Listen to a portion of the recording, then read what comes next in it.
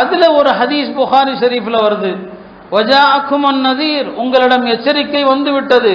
எச்சரிக்கைனா மனுஷன் 60 வயசு ஆயிட்டா எச்சரிக்கை, 60 வயசு ஆயிட்டா எச்சரிக்கை. 60 வயசுக்கு முன்னால ஒரு மனிதன் பாவம் செஞ்சு இறந்து போயிட்டான்னு சொன்னா அவன் சொல்ற சமாதானத்தை அல்லாஹ் கொஞ்சம் கேட்டுக்குவான். சரி சரி சரி மலக்குமார்கள்ட்ட விடுங்க விடுங்கன்னு அல்லாஹ் சொல்லிக்கிட்டே இருப்பான்.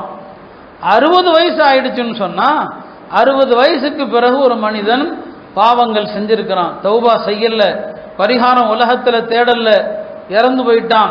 அல்லாஹ்விடத்துல வினை பட்டியல் திறந்து வைக்கப்படும். பாரு என்னென்ன பாவம் செஞ்சிருக்கிற. ஒரு காரணம் சொல்லுவார், சாக்கு போக்கெல்லாம் சொல்லுவார். அல்லாஹ் சொன்னா, உனக்கு நான் 60 வயசு தரலையா? உனக்கு 60 வயசு நான் உனக்கு கொடுத்திருக்கிறேன். நீ திருந்துவதற்கு, நீ படிப்பினை பெறுவதற்கு 60 வயது என்பது உனக்கு நான் அளித்த பெரிய எச்சரிக்கை. 60 வயசுல நீ திருந்தலன்னு சொன்னா உன்னுடைய எந்த இதையும் நான் ஏற்றுக்க மாட்டேன்னு சொல்லுவான். அருமையானவர்களே, 60 வயசை தாண்டியவர்கள் நம்ம எவ்வளவு பேர் இருக்கிறோம், எவ்வளவு பாவங்கள் ஹராமான எத்தனை விஷயங்கள் நம்முடைய வாழ்க்கையில் இருக்குது. 60 வயசுக்கு அப்புறம் பயம் வந்துடணும், எச்சரிக்கை. அது இப்படி எச்சரிக்கை என்பதற்கு உலமாக்கள் நிறைய விளக்கங்களை தந்து கொண்டே இருப்பான். அருமையானவர்களே, வாழக்கூடிய காலத்தில் எத்தனை வகையான எச்சரிக்கைகள் ஒவ்வொரு நாளும் நம்முடைய வாழ்க்கையில பார்க்கிறோம். ஆனா திருந்துவதற்குத்தான் எனக்கு இடம் இல்லை. மனிதன் ஏமாளி.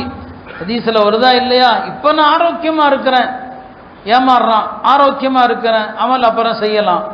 இப்ப எனக்கு அவகாசம் இருக்குது, அப்புறம் அமல் செய்யலாம். இப்படியே தான் பெருமானார் சொல்லுவாங்க, மக்பூனுன், இந்த ஆரோக்கியம் இந்த அவகாசம் எல்லாம் நாளைக்கு இருக்குமான்னு சொல்ல முடியாது. காலையில ஆரோக்கியமா இருந்தாரு, நைட்டு தூங்குனாரு, பிரெயின் ஸ்ட்ரோக் ஆயிடுச்சு. காலையில நல்லா இருந்தாரு, நைட்டு தூக்குனாரு, ஹார்ட் அட்டாக் ஆயிடுச்சு. இதெல்லாம் நாம என்ன எதை அங்கும் இங்குமா கேள்விப்படுறோம்? அனுதினமும் கேள்விப்படுறோம்.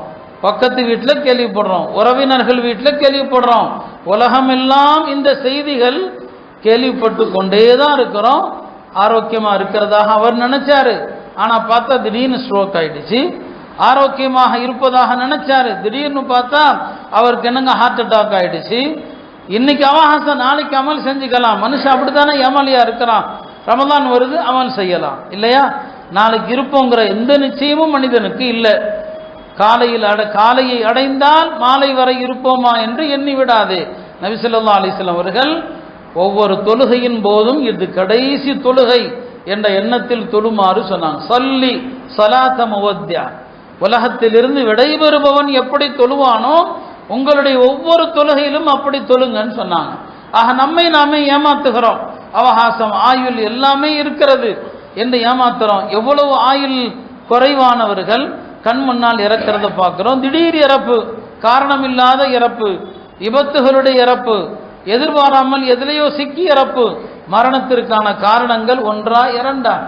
அருமையானவர்களே, இவையெல்லாம் நம்மை சிந்திக்க வேண்டும். அல்லாஹ் உலகத்தில் எச்சரிக்கையை அனுப்பி கொண்டே தான் இருக்கிறான். எனவேதான் பெருமானார் ஸல்லல்லாஹு அலைஹி வஸல்லம் அவங்க காலையில மாலையில இந்த எண்ணத்தை நமக்கு உண்டு பண்ணிக்கிட்டே இருப்பாங்க. உலகம் போயிட்டே தான் இருக்குது. மகரிபுடைய நேரமானால் பெருமானார் ஸல்லல்லாஹு அலைஹி வஸல்லம் அவர்கள் ஓதிய நமக்கு கற்றுக் கொடுத்த ஒரு துவா இப்படியும் உண்டு. மாலையில சூரியன் மறைகிற நேரமாகிவிட்டால் அல்லாஹும்ம ஹாதா இக்பாலு லைலி, இறைவா இதோ இரவு முன்னோக்கி வருகிற நேரம். இதுபாரு நஹாரிக், பகல் பின்னே செல்கிற நேரம். அஸ்வாத்து துஆத்திக், உன்னிடம் துஆ செய்யக்கூடிய மக்கள் எல்லாம் குரல்களை உயர்த்துகிற நேரம். ஹுதூரு ஸலவாத்திக், உன்னுடைய தொழுகைக்கான நேரம். ஃபக்ஃபிர்லி, என் பாவத்தை மன்னிப்பாயாக. இந்த துஆ எதை உணர்த்துது? மாலை நேரமானால் இன்றைய பொழுது முடிகிறது, இரவு ஆரம்பிக்கிறது. இப்படித்தான் காலையிலும் மாலையிலும் ஒரு பொழுது கடப்பதை பாவமா நினைக்க முடிஞ்சு போச்சு, அவகாசம் முடிஞ்சிருச்சு. யாரெல்லாம் நான் தவறு செஞ்சிருக்கலாம், ஃபக்ஃபிர்லி, என் பாவத்தை மன்னிப்பாயாகன்னு சொல்லி ஹஜ்ரத் அலி ரலியல்லாஹு அன்ஹு அவர்கள் ஒரு முறை தன்னுடைய மக்களுக்கு உபதேசம் செஞ்சாங்க. தன்னுடைய மக்கள் கூட்டத்தை பார்த்து சொன்னாங்க, மக்களை அறிந்து கொள்ளுங்கள், அத்துன்யா முத்பிரா, துன்யா பின்னால போய்கிட்டே இருக்குது. வல் ஆகிரத்து முக்பிலா, ஆகிரத்து முன்னால வந்துகிட்டே இருக்குது. இந்த உலகத்துல ஆகிரத்துக்காக வாழக்கூடிய மக்களும் இருக்கிறாங்க, துனியாவுக்காக வாழக்கூடிய மக்களும் இருக்கிறாங்க.